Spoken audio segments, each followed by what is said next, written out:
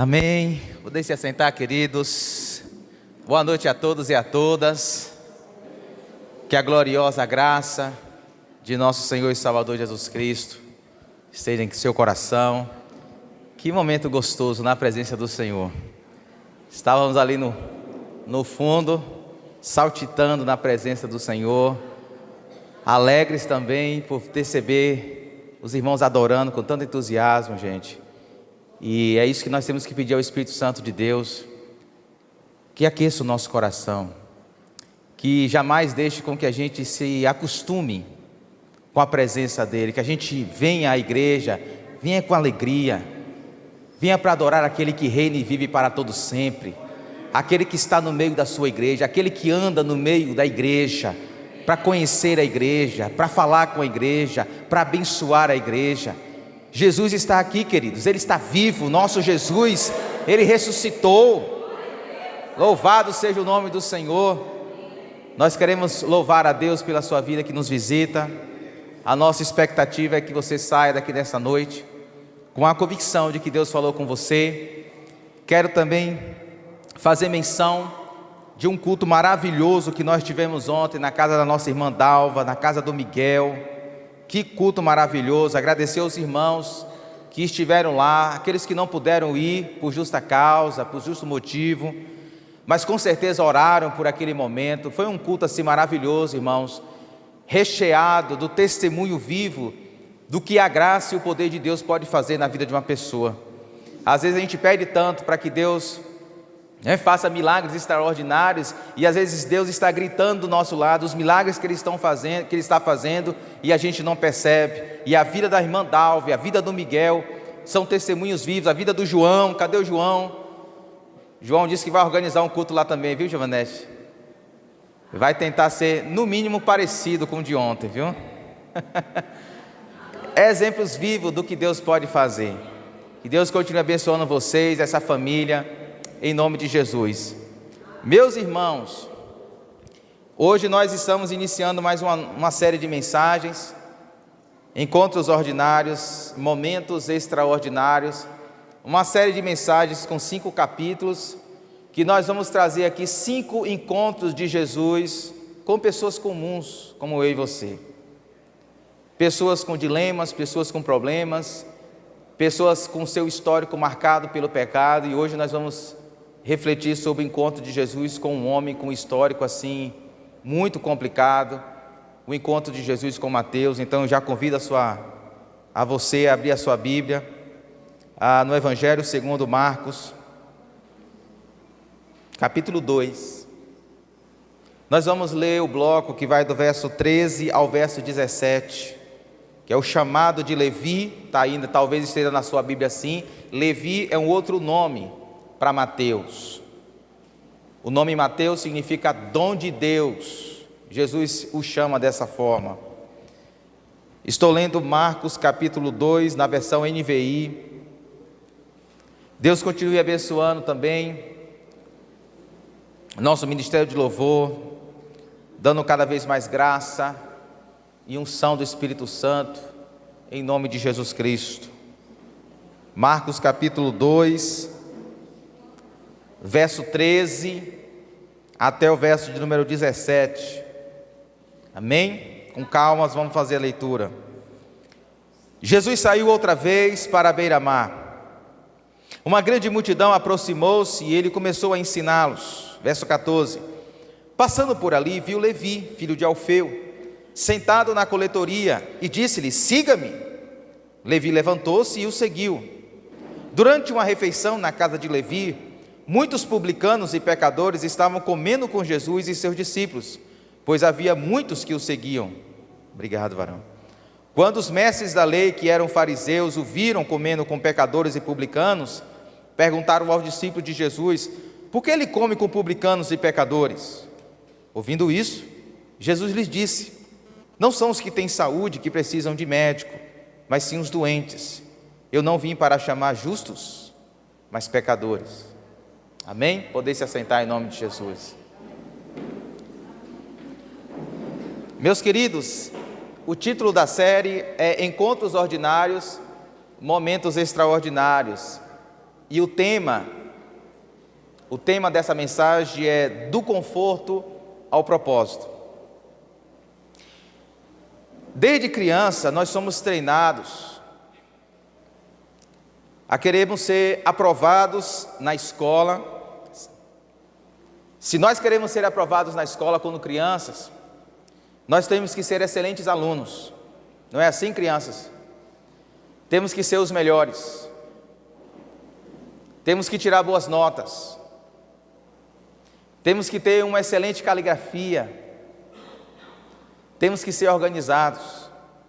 Desde criança o nosso coração é treinado a, se a gente quiser passar pelas provas, ser aprovado pelas pessoas, ser bem visto pelas pessoas, a gente tem que fazer as coisas da melhor maneira possível. Quando a gente cresce e se torna um jovem, não muda a situação.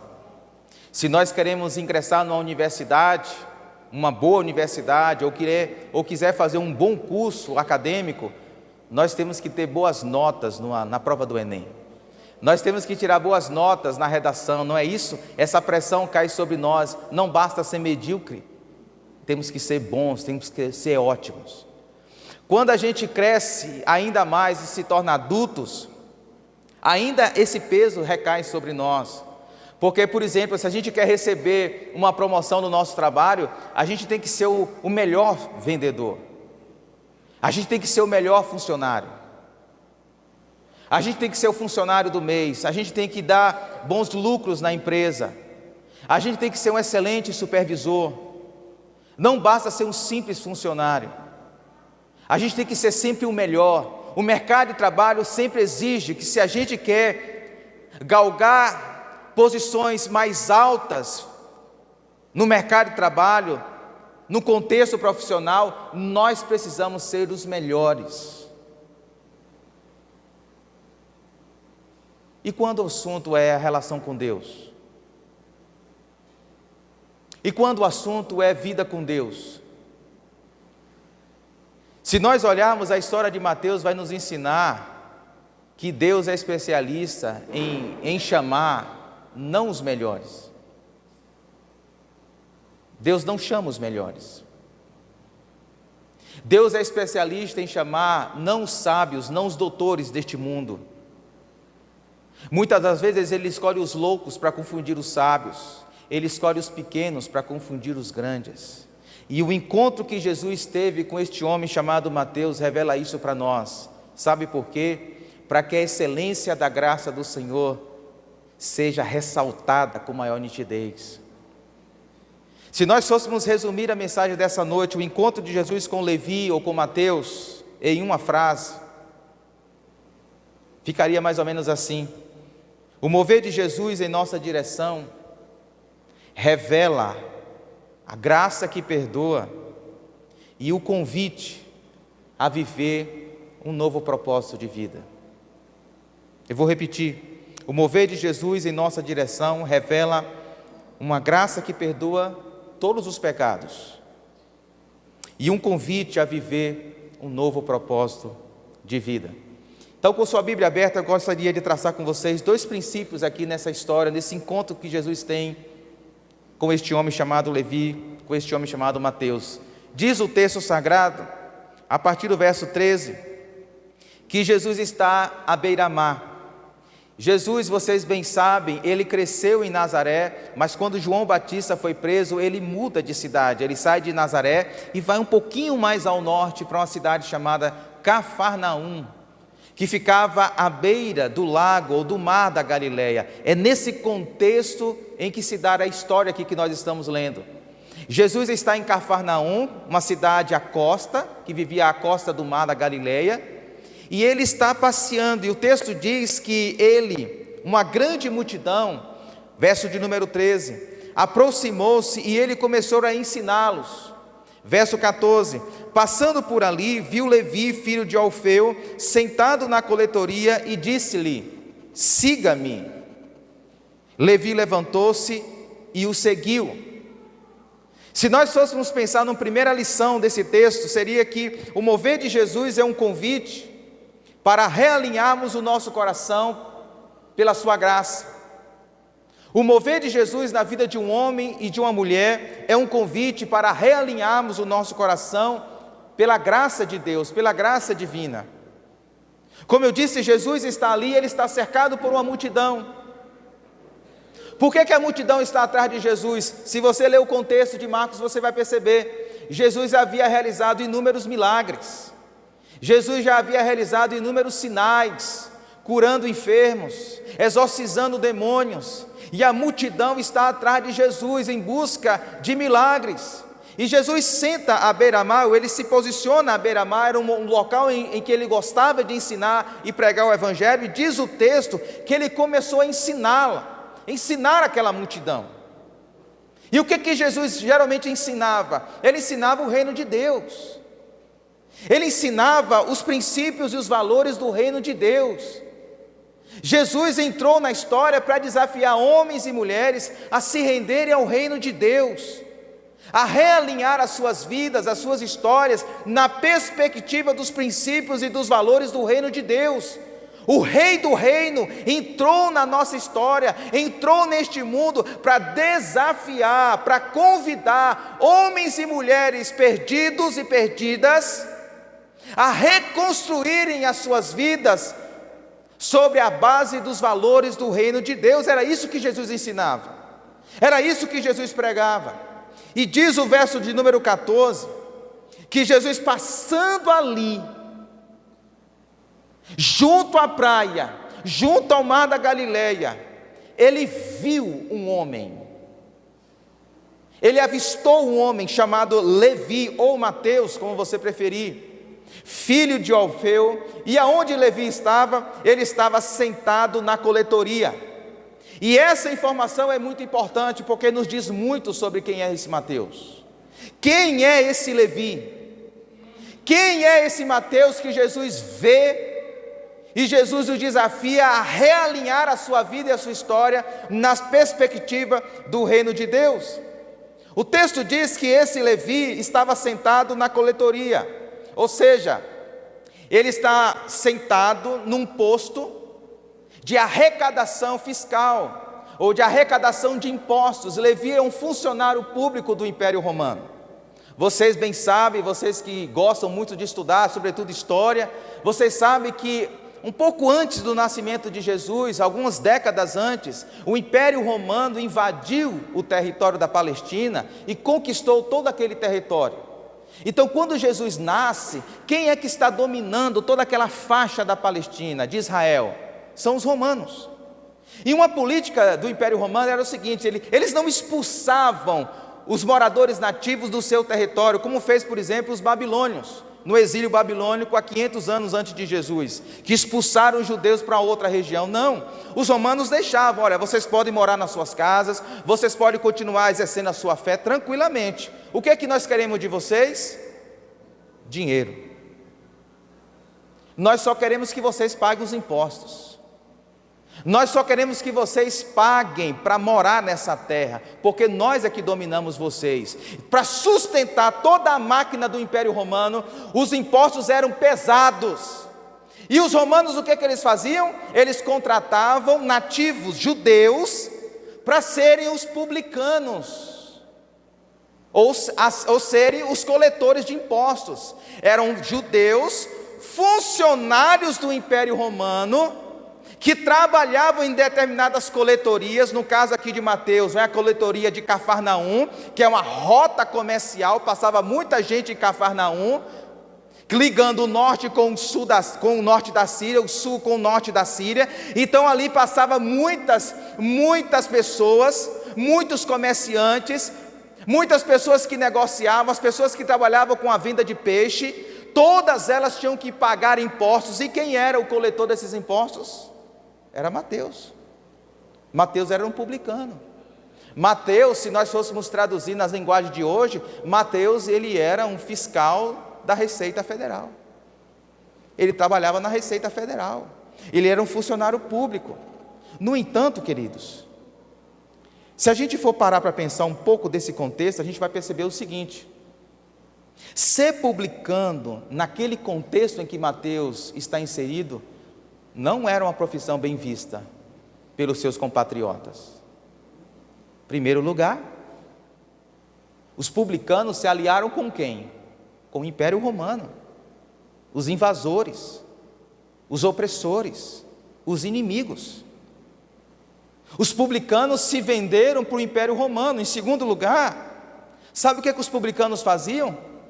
Se o Império Romano dizia o seguinte: o imposto você tem que pagar X, os publicanos, eles cobravam X mais Y, era um determinado valor e eles acrescentavam algo a mais. Eles exerciam a extorsão, eles roubavam dos seus próprios compatriotas, eles cobravam o imposto devido e mais aquilo que a gente não conhece, a gente brasileiro, né? O caixa 2, eles trabalhavam com caixa 2, algo que a gente não conhece aqui no Brasil. Eles tinham caixa 2, uma parte era do império, porque eles eram funcionários do império, tinham que prestar contas, mas aí eles cobravam a mais, e essa extorsão não era bem vista, e eles se enriqueciam ilicitamente. Tudo isso fazia com que os seus compatriotas olhassem para eles como inimigos, como traidores, como pessoas que viviam de maneira ilícita. Se você parar para pensar, por exemplo, João Batista, em Lucas capítulo 3, João Batista denuncia esse pecado dos publicanos.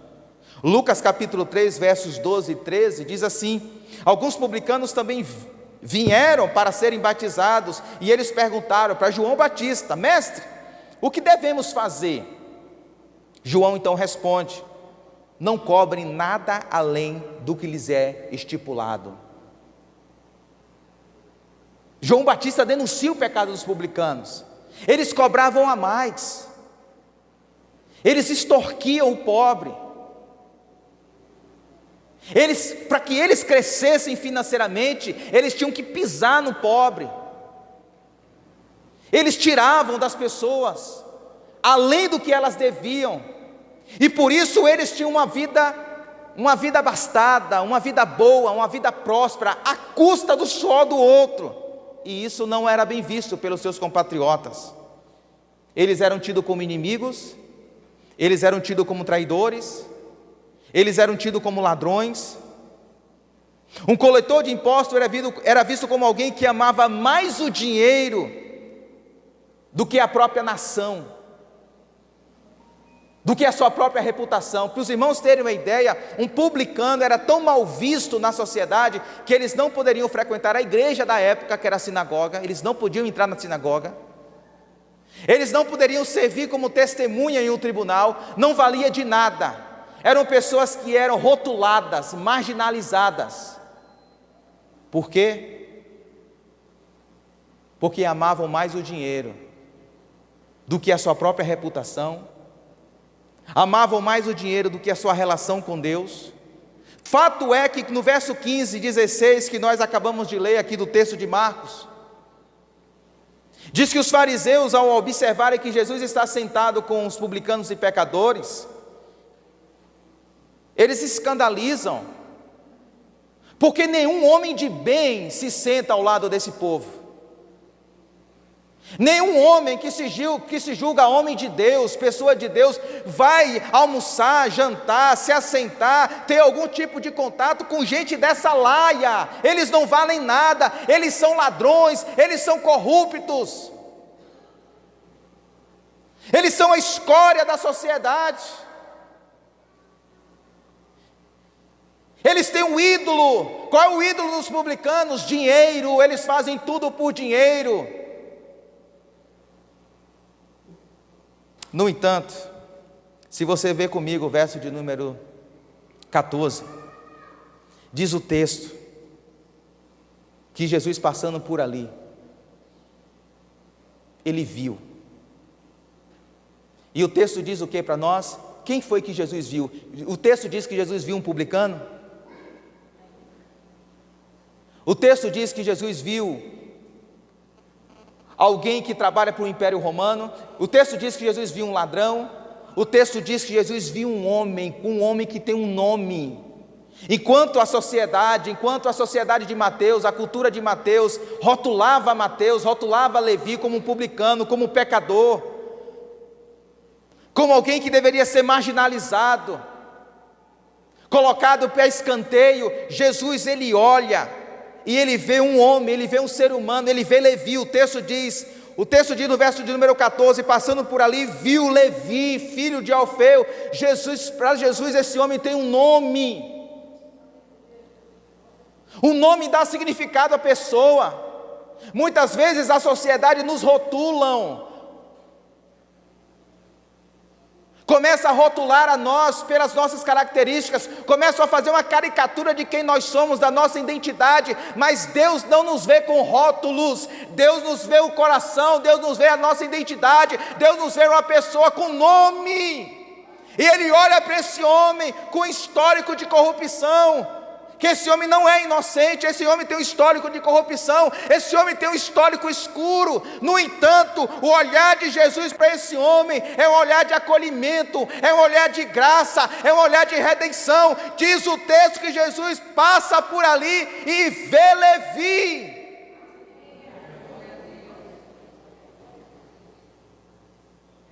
Jesus está aqui nesta noite também, Ele está te vendo. Ele olha para você e Ele não vê rótulos quando Ele olha para você, Ele não vê apelidos quando Ele olha para você, Ele não vê caricaturas quando Ele olha para você. Ele vê esse ser humano que Ele criou para ser a imagem e semelhança de Deus. E diz o texto sagrado que quando Jesus passa e vê Levi com esse olhar de empatia, com esse olhar de graça, Jesus emite um imperativo, queridos. Jesus só fala uma coisa: siga-me. Jesus não dá explicações, Jesus não diz, olha, siga-me para tal lugar. Jesus não dá nenhuma orientação, olha, siga-me e vai acontecer isso com a sua vida. Não, Jesus só dá um imperativo, uma ordem. O verbo aqui está no modo imperativo, é uma ordem que Jesus está dando, e essa ordem é: siga-me. Qual é o rabi daquela época que ia escolher um publicano para ser o seu discípulo? Mas o que Jesus está fazendo aqui, queridos, é despejando o balde sobrenatural da graça de Deus sobre a vida de um homem pecador.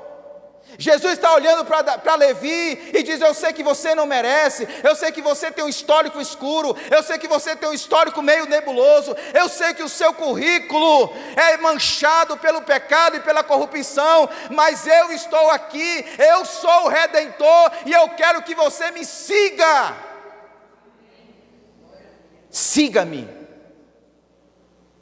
Esse siga-me aqui, queridos, implica perdão. Quando Jesus chama Levi para caminhar com ele, Jesus está dizendo: eu perdoo você, eu perdoo as burradas que você cometeu no passado, eu perdoo todas as vezes que você trocou os pés pelas mãos. Eu sei que a sua vida é rotulada pela corrupção, eu sei que você quantas vezes extorquiu o próximo, o mais necessitado, mas eu estou te perdoando. Jesus está dizendo para esse homem: apesar do seu passado, apesar do seu histórico, apesar dos seus caminhos sinuosos, a minha graça te basta, a minha graça é superlativa, a minha graça é maiúscula. Não há pecados que a graça de Deus não perdoe. Essa semana ligou para mim um irmão de uma outra igreja, que eu conheci numa igreja que nós congregamos recentemente, e ele é um jovem, solteirão, e ele ligou para mim e falou assim: pastor, e eu fiquei até surpreso por ele ter me ligado, porque nunca mais eu tive contato com ele, e ele falou assim: pastor, a graça de Deus conserta qualquer tipo de pecado? E eu comentando com o Rita, eu falei assim, eu até me surpreendi, porque ele é um cara bem conhecedor das Escrituras. Mas quando ele me fez essa pergunta, eu li nas entrelinhas e falei assim: esse cara tem alguma coisa para confessar. Tem algum pecado escondido aí. E eu falei assim: sim, não importa os caminhos que nós tomamos, A graça de Deus sempre vence os nossos pecados e os nossos erros. Não há pecado que Deus não possa perdoar. Não há história que Deus não possa reconstruir. Não há causa perdida para Deus. Eu falei isso para ele. E aí ele falou das burradas que ele estava cometendo na vida sexual. E eu falei assim: não importa o que você fez, você está arrependido? Você sabe que isso aí é pecado? Você sabe que essas decisões estão arrebentando a sua relação com Deus? Ele diz: eu sei, pastor, e eu quero mudar. Eu falei assim: é isso que o Senhor espera de mim e de você. Não há nenhum tipo de situação, não há história, queridos. Olha só o que Deus fez com Mateus, olha só o que Jesus fez com Mateus, olha só o que Jesus fez conosco. Olhe para a sua vida.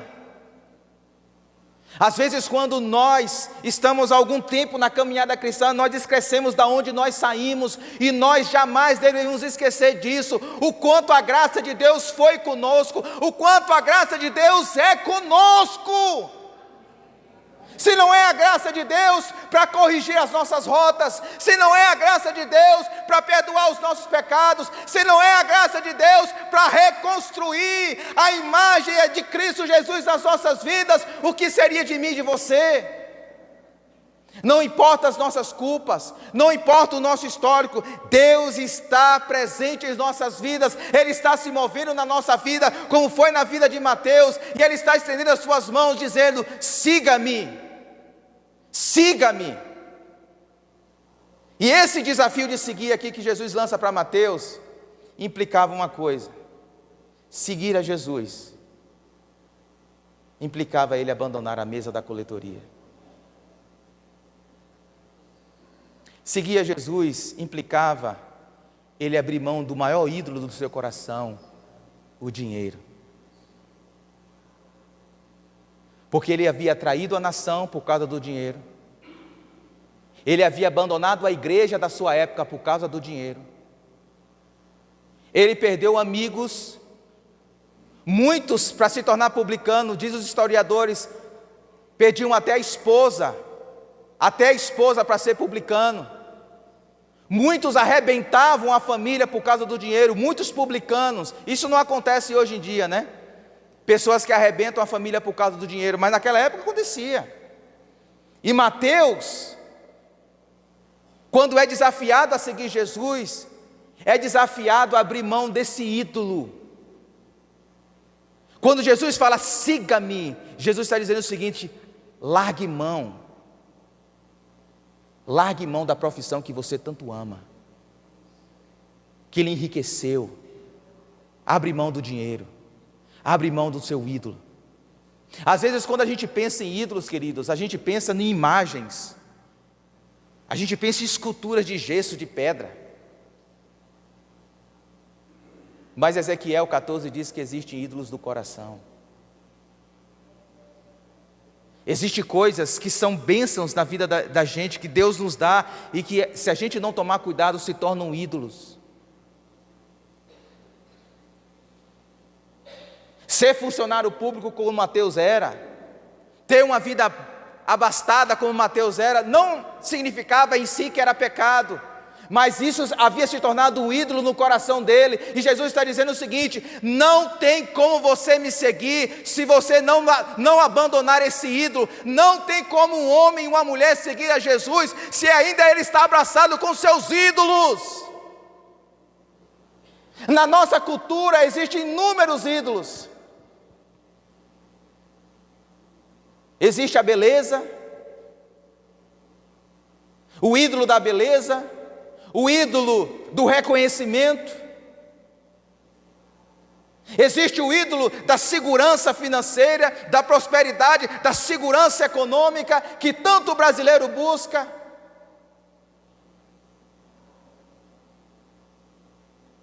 São ídolos que tentam saltar o nosso coração, assim como fez o de Mateus. E Jesus está dizendo: siga-me.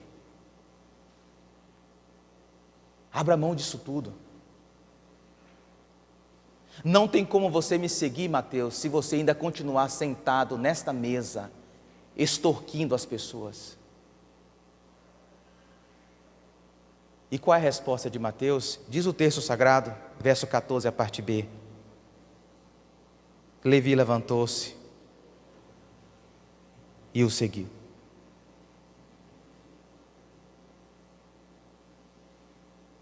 Irmãos, isso aqui é surpreendente.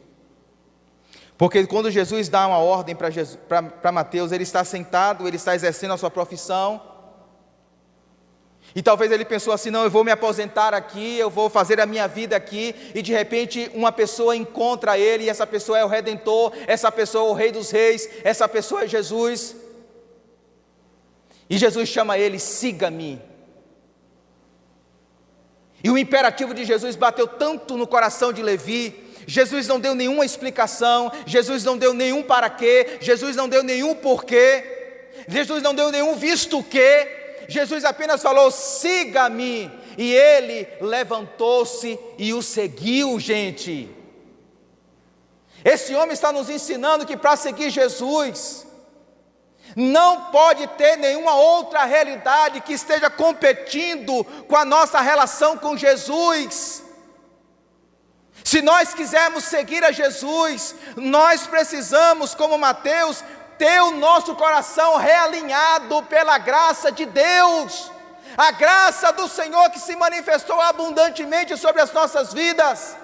Precisa realinhar a minha vida, precisa realinhar o seu coração, precisa realinhar as nossas mentes, para que Jesus seja tudo em nós.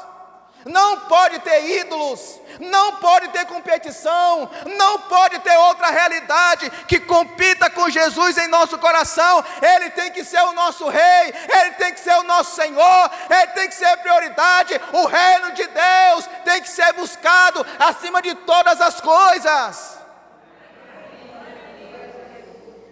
O que Jesus está chamando aqui esse homem, queridos, não é em primeiro lugar uma mudança de comportamento, porque é isso que a gente acha logo que quando um homem segue Jesus, ou uma mulher segue Jesus, é o que tem que mudar, é o comportamento, é as vestes. Não! A gente pode mudar o nosso comportamento, a gente pode mudar as nossas vestes, mas se o nosso coração ainda for permeado de ídolos, não dá para seguir Jesus do jeito que Ele quer. E o encontro que Jesus teve com aquele homem, Jesus disse, siga-me, siga-me. E eu fiquei pensando, meu Deus, se esse imperativo fosse conosco nos dias de hoje. Estamos sentados na nossa mesa de coletoria, acomodados, confortáveis, na nossa zona de conforto. A nossa vida está muito bem, obrigado. E de repente Jesus chega, abre mão disso tudo e siga-me.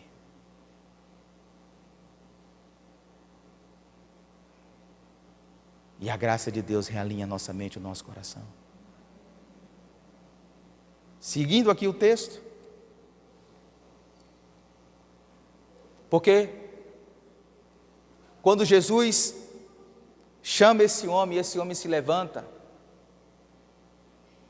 e larga a mão de tudo e abre mão da sua realidade profissional, ele levanta daquela mesa e segue.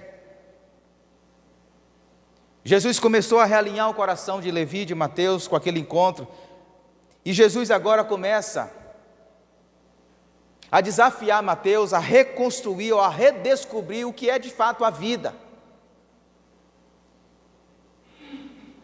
Porque Mateus vivia há muitos anos pensando que a vida consistia em juntar dinheiro, em ganhar dinheiro, em quanto mais ganhar dinheiro, em acumular dinheiro. A vida de Mateus se resumia em acumular o máximo de dinheiro possível nesta vida. E Jesus vai dar um novo significado para ele, vai dizer, não, a vida não consiste nisso. Eu vou lhe ensinar o que consiste a vida. E aí eu convido você a perceber o mover de Jesus, que desafia a Mateus e a nós a redescobrirmos, de fato, o propósito das nossas vidas, a partir do verso 15. Diz o texto assim: durante uma refeição na casa de Levi, Perceba, Jesus agora está na casa deste homem chamado Mateus ou Levi. Durante uma refeição na casa de Levi, muitos publicanos e pecadores, numa nota aqui explicativa, quando o autor sagrado diz publicanos e pecadores, ele não está falando de dois grupos diferentes. É porque para a sociedade daquela época, publicanos era sinônimo de pecadores. Publicano, ser publicano era ser considerado como alguém impuro, alguém pecador. O texto diz: muitos publicanos e pecadores estavam comendo com Jesus e seus discípulos, pois havia muitos que o seguiam. Quando os mestres da lei, que eram fariseus, viram comendo com pecadores e publicanos, perguntaram aos discípulos de Jesus: por que ele come com publicanos e pecadores? Ouvindo isso, Jesus lhe disse: não são os que têm saúde que precisam de médico, mas sim os doentes. Eu não vim para chamar justos, mas pecadores. E eu chamo a sua atenção, meus amados, para 3 áreas na vida de Mateus que ganharam um novo significado aqui nesses versos que nós lemos. A primeira área que a gente pode identificar, que Jesus deu uma nova roupagem, uma nova perspectiva para Mateus, é que Mateus foi desafiado a redescobrir o propósito de Deus na relação com os bens materiais. Porque se tinha um ídolo que habitava o coração de Mateus, era os bens materiais, e Jesus agora vai ensinar para ele, como você tem que se relacionar com os bens materiais, na perspectiva do siga-me, na perspectiva do reino de Deus. Perceba comigo o início do verso 15, veja comigo que o texto diz assim: durante uma refeição na casa de Levi, muitos publicanos e pecadores estavam comendo com Jesus.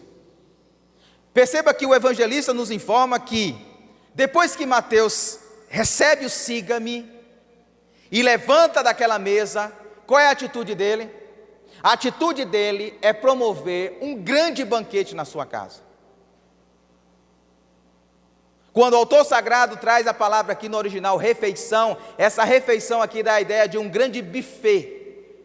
Mateus, porque ele tinha dinheiro, ele tinha muito dinheiro, ele promoveu um grande buffet em Cafarnaum, na sua casa. Ele abriu as portas da sua casa, ele investiu dinheiro para preparar um grande jantar. Para quem? O texto diz: para Jesus, para os discípulos de Jesus, e perceba, para os seus colegas publicanos. Mateus usa seu dinheiro, Mateus usa sua casa, dinheiro e bens materiais que ele só usava, às vezes, para se promover nas redes sociais, para receber likes nas redes sociais, para se ostentar nas ruas de Cafarnaum.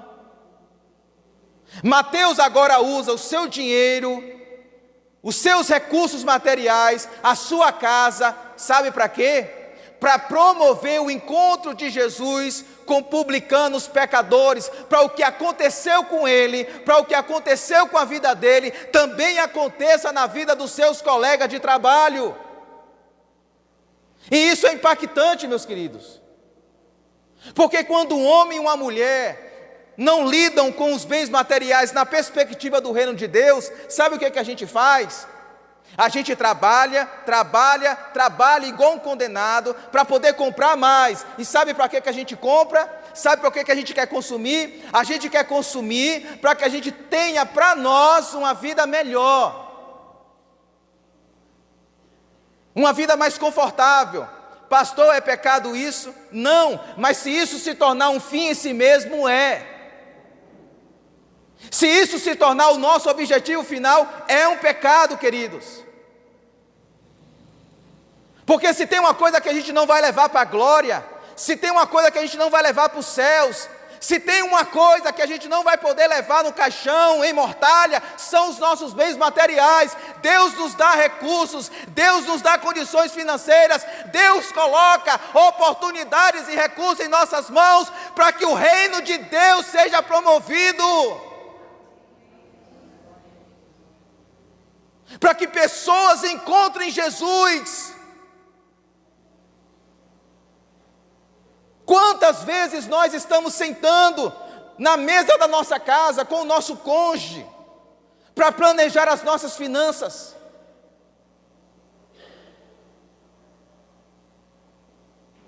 Quantas vezes nós estamos sentando na mesa da nossa casa para organizar junto com o nosso cônjuge? Não é sozinho, é junto com ele. É em comunhão com ele, se você assim o tem, o cônjuge. Se você não tem, junto com sua família. Talvez com filhos. E você organizar as suas finanças e fazer a seguinte pergunta: como a gente pode utilizar os recursos que Deus está nos dando para abençoar, para promover o reino de Deus aqui na cidade de Jequié? Quantas vezes a gente faz isso? Eu sei, às vezes não dá, né? Não sobra. Não sobra, pastor. Eu ando assim, pastor, no limite, o senhor não sabe. Se eu contar a minha história, até pedra chora. Sabe por que muitas vezes não sobra? Porque que a gente não planeja. A gente vai consumindo.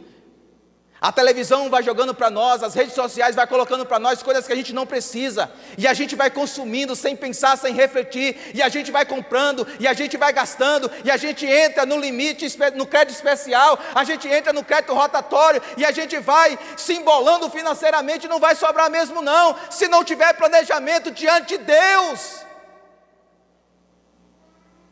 Como é que Deus vai ser honrado com as nossas finanças? Mateus aqui ele toma a decisão: a minha casa, os meus bens, os meus recursos vai ter uma finalidade. Vai promover o encontro de Jesus com pecadores. Porque são esses pecadores que eu posso acumular nos céus. Não é minha casa, comida. Eu não sei quantos aqui vocês conhecem a comunidade terapêutica Peniel, hoje situada no quilômetro 3 do pastor Rosival. Acredito que algumas pessoas conheçam.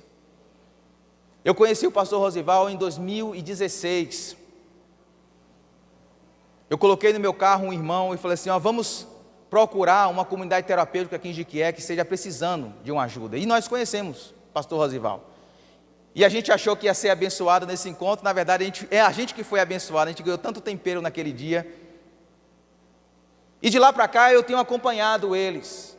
E vim conhecendo eles. São 12 anos de ministério.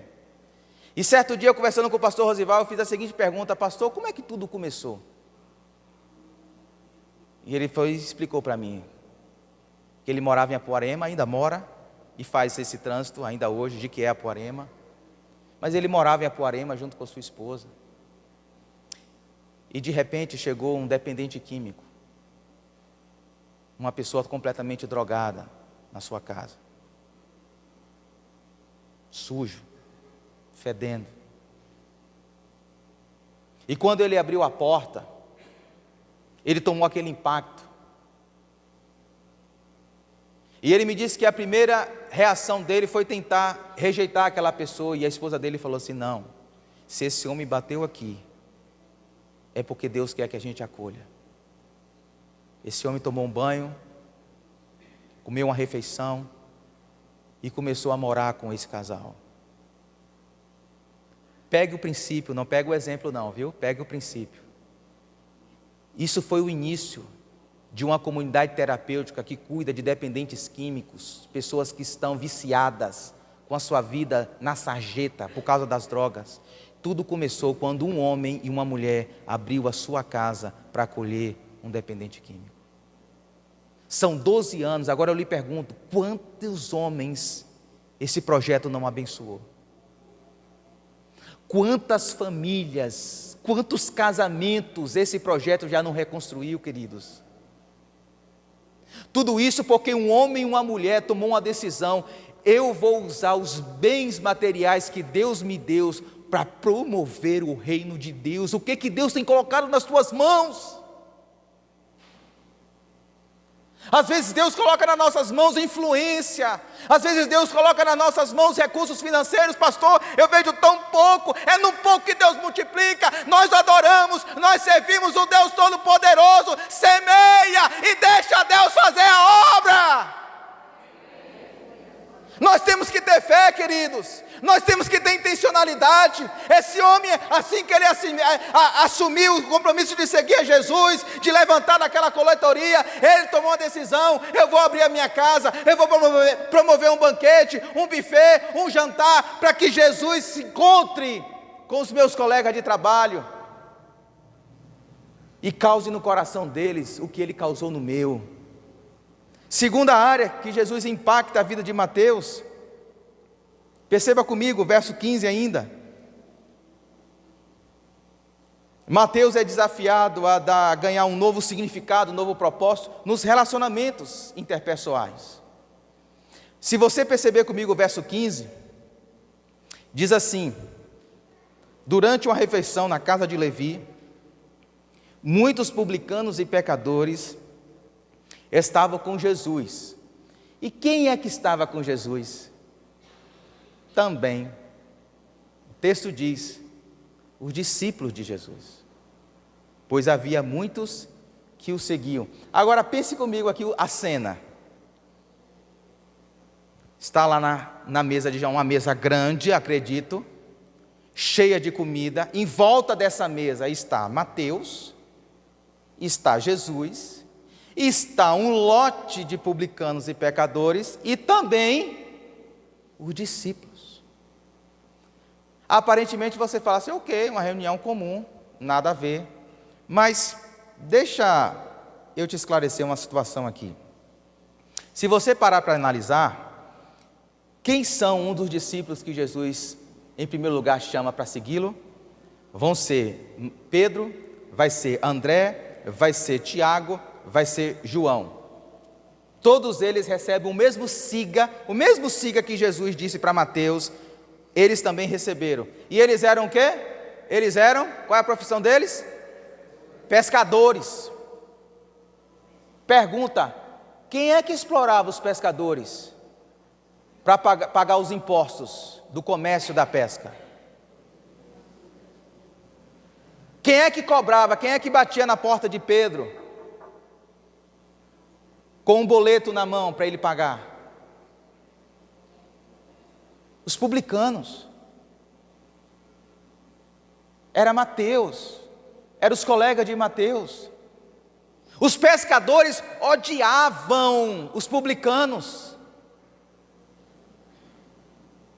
Os pescadores, eles eram explorados pelos publicanos. Se a gente fosse atualizar, se a gente fosse dar um F5, uma atualização aqui, nessa cena de 2000 anos atrás, ficaria mais ou menos assim.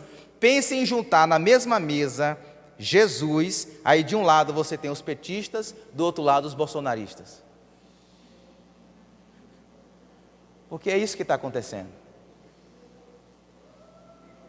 Numa mesma mesa, comendo a mesma refeição. De um lado você tem os petistas, do outro lado você tem os bolsonaristas. De um lado você tem os flamenguistas, do outro lado você tem os vascaínos, está tudo no mesmo. São gente que sempre se odiaram. Uma hostilidade grande de anos, queridos. Mas o que Jesus está promovendo aqui, amados? O que Jesus está ensinando Mateus? O que Jesus está ensinando os seus discípulos? Ao perdão, ao exercício do perdão. Jesus, ele coloca na mesma mesa, no mesmo bojo, opositores, antagonistas de muitos, mas de muitos anos, gente que falava mal, gente que criticava um ao outro, gente que não passava na rua, não falava, gente que praguejava um ao outro. Jesus coloca esses dois grupos numa mesma mesa, numa mesma refeição, na mesa da graça. E Jesus ensina uma lição muito importante para mim e para nós. Se a gente quer seguir a Jesus, não tem como seguir Jesus se a gente não tiver um coração empático, se a gente não tiver empatia, se a gente não tiver respeito pelas pessoas, se a gente não tiver diálogo com as pessoas, se a gente não tiver compaixão com as pessoas, se a gente não ser paciente com o nosso cônjuge, paciente com os nossos filhos, e perceber que o que Deus está fazendo na nossa casa, o que Deus está fazendo na vida do nosso cônjuge ou dos nossos filhos, demanda paciência, demanda diálogo, demanda respeito, demanda cumplicidade. E às vezes a gente vai vivendo assim de maneira atrapalhada, tropeçando nas coisas, de maneira ansiosa, de maneira grosseira, sem paciência, não tem diálogo, não tem perdão. A gente vive debaixo do mesmo teto, mas o rancor impera nos corações. Não há mais diálogo entre os cônjuges, não há mais diálogo na família. Ninguém sonha mais junto, ninguém planeja mais junto, ninguém tem expectativa de fazer nada mais junto, porque há uma separação, há uma ruptura. E Jesus está ensinando para esses homens que na mesa do reino de Deus ninguém precisa ser igual, ninguém precisa torcer para o mesmo time, ninguém precisa votar no mesmo candidato, ninguém precisa gostar das mesmas músicas. O que a gente precisa é compreender o outro, é respeitar o outro, é perdoar, entender as diferenças, de perceber, queridos, que nessa convivência aqui, vai ter momentos que pessoas vão pisar no seu calo, e você vai pisar no calo de pessoas aqui também. De perceber que quanto mais inserido você estiver nesse contexto aqui, quanto mais próximo você estiver nesse contexto aqui, mais você vai conhecer os meus defeitos. Mais nós vamos conhecendo os defeitos uns dos outros, e sem perdão, não tem comunhão. Eu me lembro que antes de casar, uma semana antes de casar, tradicionalmente se fazia o culto da Bíblia Branca. Eu nem sei se isso mais existe, né? Eu estou ficando velho, viu, Pereira? O culto da Bíblia Branca. E eu me lembro até hoje de uma parte da pregação da missionária naquela noite. Ela disse assim: olha, vocês vão casar e vai ter momentos em que vocês vão brigar um com o outro, vão discutir um com o outro, não vão concordar com as mesmas coisas, mas um conselho eu dou a vocês: não durmam com rancor um com o outro. Não deixe a mágoa virar para o outro dia. Não coloque a cabeça no travesseiro sem antes sentar na mesa da casa e se perdoarem. Meus queridos, esse é o desafio que Jesus lança para nós. E para que isso aconteça, tem muito do que nós ouvimos aqui hoje pela manhã. Tem que ter humildade. Porque muitas vezes quando eu pisava no calo de Rita, eu falava assim: não, deixa ela me pedir perdão primeiro. Que nada.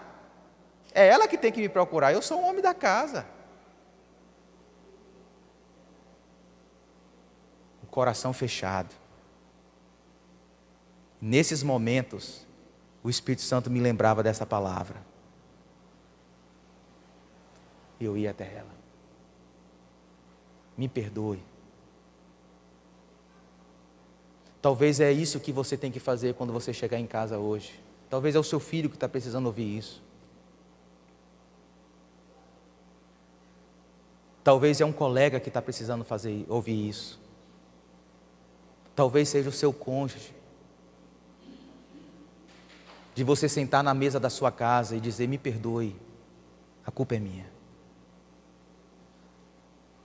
E último, para a gente ir para casa. Em primeiro, Jesus redireciona a perspectiva de Mateus com os bens. Em segundo, com os relacionamentos.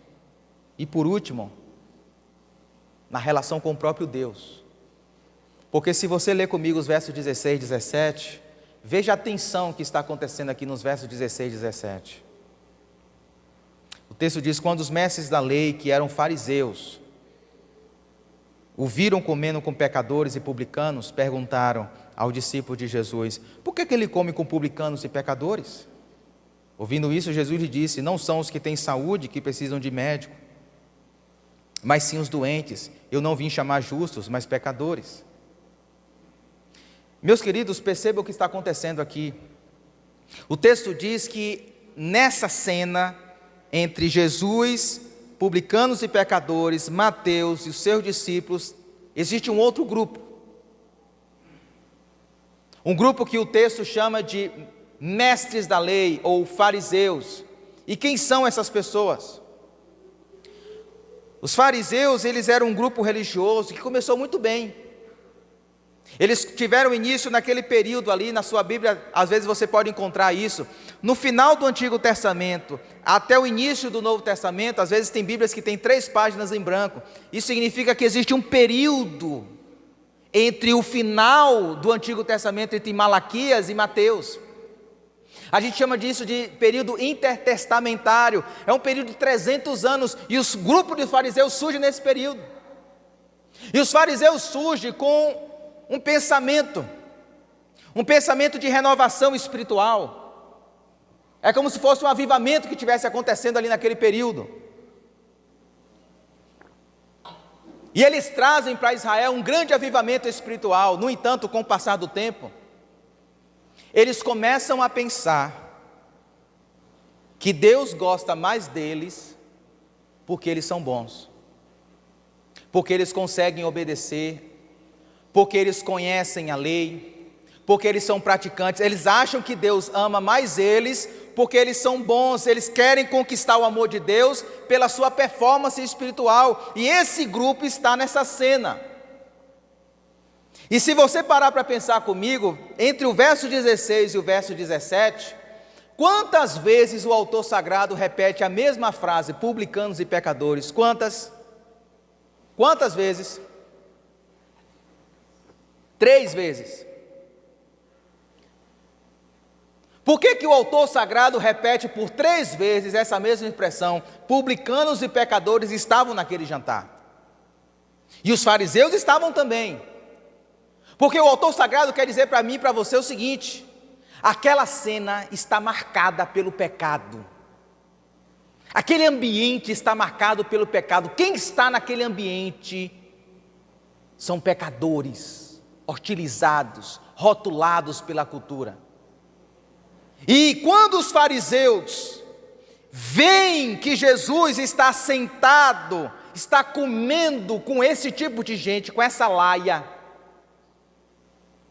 eles chegam para o discípulo e falam assim: o que é isso que está acontecendo aqui?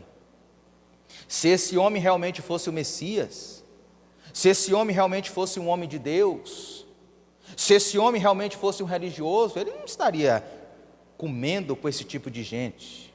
Eles são pecadores. Eles não valem nada. Deus não se aproxima desse tipo de gente. Deus se aproxima da gente que obedece à lei, que não perde um sábado na sinagoga, que são conhecedores exímios das Escrituras. Nós somos mestres da lei. Deus gosta da gente, desse tipo de gente. Deus não se aproxima, não. Se esse homem fosse de Deus, ele não estaria no meio desse povo. E qual é a resposta que Jesus dá para eles? O verso 17, o texto diz que Jesus ouve esse diálogo. E Jesus diz assim: não são os que têm saúde que precisam de médico, mas sim os doentes. Eu não vim para chamar justos, mas pecadores. Se eu fosse explicar esse versículo em outras palavras, pense comigo um detalhe. Imagine 2 pessoas que estão gravemente doentes. terrivelmente doentes. E as duas procuram o mesmo médico. E o médico chega para elas e diz assim: olha, vocês estão doentes. Vocês estão terrivelmente doentes, mortalmente doentes. Não tem saída para vocês. Esse é o diagnóstico. E esse aqui é o tratamento. A primeira pessoa sai da sala do médico e diz: não, quem é esse médico para falar isso de mim? Esse médico deve estar louco. Com certeza tem algum problema com ele, com esse diagnóstico. Eu não estou doente de coisa nenhuma. Eu estou muito bem, por sinal. Eu estou ótimo. A minha vida está maravilhosa. Quem é ele para dizer que eu vou morrer? Quem é ele para dizer que eu estou doente? Você conhece esse tipo de gente? Que nega a realidade, que nega os problemas. Converse com um dependente químico e ele vai dizer o seguinte para você: não, eu não sou viciado nisso aqui não. Na hora que eu quiser eu paro. Quem disse que eu sou dependente químico? Não, eu bebo enquanto eu quiser. No dia que eu quiser parar, eu paro. Converse com uma pessoa avarenta, que idolatra o dinheiro, e ela vai dizer: não, eu não sou avarenta não, eu sou uma pessoa prudente, eu sou uma pessoa organizada. Converse com uma pessoa vaidosa, uma pessoa que gosta de se autoelogiar, de se olhar no espelho e cantar aquele hino: quão grande és tu. Você conhece esse tipo de gente? Converse com essas pessoas aí, e ela vai dizer: não, eu não sou vaidosa não, eu não sou narcisista não, é porque eu me amo, é um amor próprio.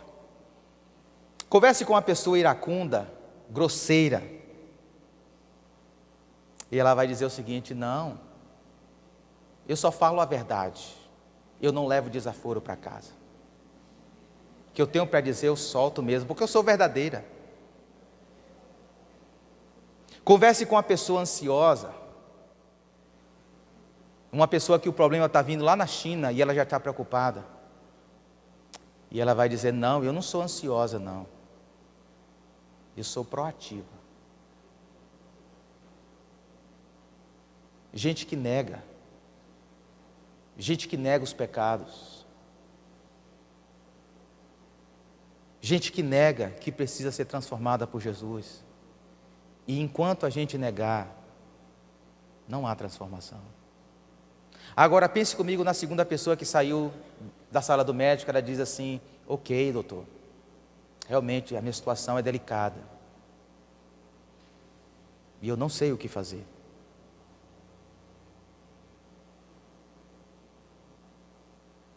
E aí então o médico dos médicos, citado lá em Isaías 53, verso 4, ele diz: você não tem nada o que fazer mesmo não, mas eu vou fazer no seu lugar. Você não pode se curar mesmo não, você não pode se reconectar com Deus mesmo não, mas eu vou fazer isso no seu lugar. Isaías diz assim: certamente Ele tomou sobre si as nossas enfermidades, e sobre si levou as nossas doenças. Contudo, nós o considerávamos castigado por Deus afligido. Mas Ele foi traspassado por causa das nossas transgressões, e foi esmagado por causa das nossas iniquidades. O castigo que nos traz paz, o castigo que nos reconcilia com o Pai, o castigo que pode fazer com que Jesus se assente à nossa mesa hoje, o castigo que faz com que Deus traga salvação e cura para nós hoje, estava sobre Ele, pelas suas feridas fomos curados, irmãos. Foi Jesus que assumiu naquela cruz as nossas enfermidades, os nossos pecados. enquanto a gente não abrir o nosso coração, enquanto a gente não abrir a nossa alma, enquanto a gente não abrir as gavetas do nosso ser e dizer: Jesus, perdoa-me, cura-me, restaura-me, redime, Jesus. Jesus não pode fazer nada por nós, queridos. Mas quando a gente confessa, os nossos pecados, o médico dos médicos vem e nos cura. Quem é que precisa de médico? Jesus pergunta: aqueles que se autoafirmam, aqueles que reconhecem que são doentes. Os fariseus, eles negavam, os fariseus, eles se escondiam de Deus na sua justiça própria. E Jesus ensina para Mateus, ensina para os seus discípulos: se nós queremos sentar à mesa com Jesus, nós temos que nos humilhar, reconhecer a nossa miséria, reconhecer as nossas fraquezas, reconhecer os nossos pecados, dar nome aos nossos pecados e sermos impactados e transformados pelo poder onipotente de Jesus. Eu quero finalizar a mensagem dessa noite citando um trecho de uma canção, Maravilhosa Graça, de um homem chamado John Newton, que viveu há um tempo atrás. E John Newton, ele era comerciante de escravos, ele vendia escravos. Ele era um Mateus da sua época, ninguém gostava dele. Até o dia que Jesus impactou a vida dele, transformou a vida dele. Ele escreveu uma música. Ele diz: graça maravilhosa, como é doce o som que salvou o miserável como eu. Eu estava perdido, mas agora fui encontrado. Era cego, mas agora vejo. Foi a graça que me ensinou o meu coração a temer, e a graça aliviou os meus medos. Quão preciosa foi esta graça, o momento em que acreditei pela primeira vez. É isso que a graça de Deus faz na vida de uma pessoa. Eu gostaria que você fechasse os seus olhos. Nós vamos estar orando nessa noite. Talvez é o momento de você se unir a nós e também orar ao Senhor. Pedir ao Senhor que a sua graça realinhe o seu coração, realinhe a sua mente. Espírito Santo de Deus, nós te louvamos nesta noite. Te louvamos porque o Senhor inspirou o autor sagrado a registrar essa história, esse encontro tão impactante entre Jesus e esse homem chamado Mateus. Esse homem que veio a se tornar um apóstolo. Esse homem que posteriormente escreveu um evangelho contando a história, o relato bíblico de Jesus Cristo. Esse homem que abriu mão da sua conveniência, do seu conforto, da sua prosperidade, para ser um pregador itinerante, um missionário, e anos depois morrer martirizado pelo amor do evangelho. Deus, nós precisamos que a Tua graça nos impacte. Nós precisamos que a Tua graça, Deus, transforme as nossas vidas, transforme os nossos corações. Não nos deixe, Senhor, nos acostumarmos com o sagrado, não nos deixe nos acostumarmos, meu Deus, com a Tua palavra, não nos deixe nos acostumarmos com a Tua presença. Aqueça o nosso coração, aqueça a nossa mente, aqueça a nossa alma com a Tua presença, com a Tua palavra. Renova em nós o amor pela Tua presença. Reimpacta, Senhor, as nossas vidas com a Tua graça, de sorte, meu Deus, que a gente venha reputar todas as coisas como nada diante dessa gloriosa presença. Como diz o salmista: mais vale um dia na Tua presença do que 1000 em outros lugares. Não há momento mais glorioso, não há realidade mais gloriosa do que a Tua presença, Senhor. Nos ajude a reconstruirmos a nossa vida, Deus, na perspectiva dessa graça, de perceber que os dons, que perceber que os recursos materiais, que perceber que as oportunidades que o Senhor coloca na nossa vida, na nossa frente, não é simplesmente para que a gente tenha, Deus, uma vida melhor, mais confortável, mas tem um propósito maior, maiúsculo, que é de promover o Teu reino, de promover, Senhor, a Tua glória, de promover o encontro entre o Senhor e pecadores. Nos ajuda, Senhor, a entender isso. Converte o nosso coração, nos ajude a planejar os nossos recursos financeiros, com intencionalidade, com generosidade, meu Deus, com fé de que nada vai nos faltar. Nos ajude, meu Deus, a sermos pessoas que dialoga, que respeita, que perdoa. Nos ajude, Senhor, a sermos pessoas humildes, que diante da Tua presença não tenta se esconder, como os fariseus se escondiam, achando que o Senhor os amava porque eles eram bons. Não, o Senhor não nos ama porque nós somos bons, o Senhor nos ama, apesar de nós sermos ruins, apesar de nós sermos pecadores, apesar de nós sermos falhos. Nós não precisamos ser meninos, meninas, homens e mulheres que só tiram nota 10 na prova, não. Muitas das vezes nas provas da vida nós somos reprovados. Muitas das vezes nas provas da vida, Deus, nós tiramos notas baixas, mas mesmo assim o Senhor nunca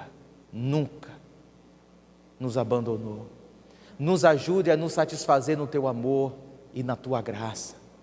É o que nós te pedimos em nome de Jesus. Amém. Queridos, eu sei que o tempo já foi para o espaço, eu peço desculpa aos irmãos, mas eu queria 1 minuto da sua atenção. Eu queria convidar aqui, tem uma visitante, uma gestante, acho que foi no banheiro, né? Para a gente estar orando por ela. Foi no banheiro? Então depois a gente ora então, tá bom? Eu gostaria de fazer aqui, a você que está nos visitando, a você que está aqui nessa noite, que ainda não se rendeu a Jesus. Existe alguém aqui que ainda não se rendeu a Jesus? Lá em cima na galeria, tem alguém ainda não se rendeu a Jesus? Não é discípulo de Jesus? Tem alguém aí na galeria, aqui embaixo? Patrícia, quer receber Jesus hoje? Vem cá para a gente orar por você. Vem cá, minha irmã, vamos orar pela sua vida. Amém. A graça do Senhor, irmãos. Amém, querida. Aqui é Patrícia. Patrícia é uma irmã uma irmã nossa que tem visitado, né, já alguns cultos, e graças a Deus que a palavra do Senhor, né, todo o culto impactou a sua vida, o seu coração. Eu gostaria de orar mais uma vez. Eu gostaria de chamar o pastor Júlio, eu gosto de chamar cá, pastor, orar pela vida da Patrícia. É uma vida que está se rendendo a Jesus.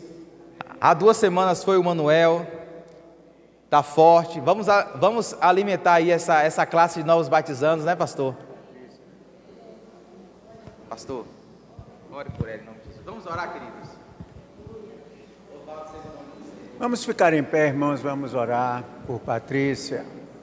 Deus bendito, Pai de amor, Pai de misericórdia. Ó Pai, nesta hora, Senhor, assim como Levi deixou tudo para seguir a Jesus, que Patrícia, a partir de hoje, Senhor, seja uma nova criatura, Senhor. Abençoa a tua serva, ó Deus bendito, e que ela, a partir de hoje, ela seja batizada com o Espírito Santo de Deus.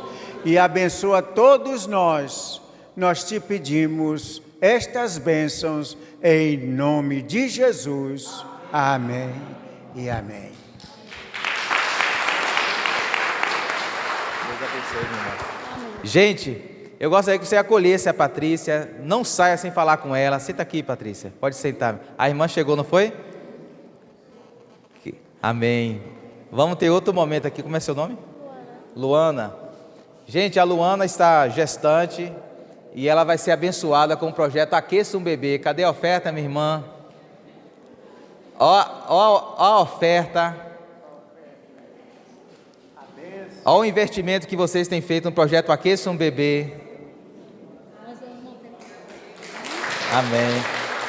Vamos estar orando e finalizando.